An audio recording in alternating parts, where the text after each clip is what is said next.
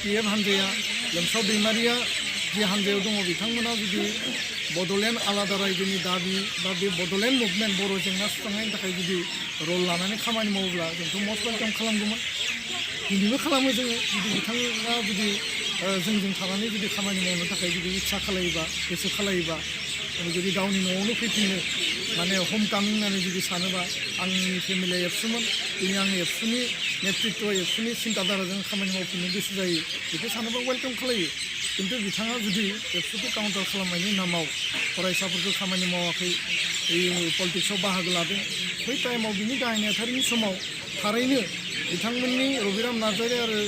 लोमसाव दैमारिनि आफादगिरि गाहाय नेहाथारिनि मासि दैदेननायनि गेजेरजोंनो इलेक्सनाव बाहागो लानांगौ होननाय 2001नि इलेक्सनाबो निसय जादों उननि इलेक्सनाबो जादों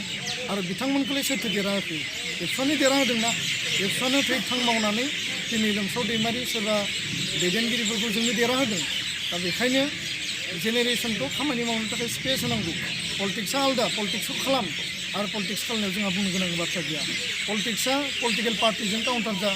पलिटिक्सआ नेताजों नेता काउन्टार जा खिन्थु छात्र संगठनखौ जुदि टारगेट खालायोबा हारियाव बेयाव खहा लाबोगोन आरो जोंहा ओरैबायदि बाध्य बाध्यकता गैया सोरनिबा थाखाय जोङो कम्पालसनाव मावनो हानांगौ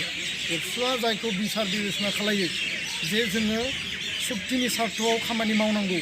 सुक्तिया इमप्लिमेन्ट जानांगौ हाग्रामानि सार्थआवबो जों खामानि मावदों प्रेमसिं सानसुमानि सार्थआवबो खामानि मावदों दिनै जोङो जुदि सुक्तिनि सार्थआव खामानि मावनो गोनां जायोब्ला प्रमद बर' गबिन्द बसुमतारी रन्जन दैमारिनि नेतृत्वआव सोरबाया गाज्रि मोनबाबो जों मावनो बाध्य जागोन आरो बेयाव एबसुआ गावनि स्टुडेन्ट आरो ससियेल जि केरेक्टार दङ बे केरेक्टारखौ जों मालाबाबो खोमानानै लाया जों पलिटिकेल पार्टिबो नङा पलिटिसाइजबो जाया आरो जोङो पलिटिकेल प्रिन्सिपाल आइडिय'लजिखौबो जों एडप्ट खालामनानै लाया एबसुआ बयनिबो थाखाय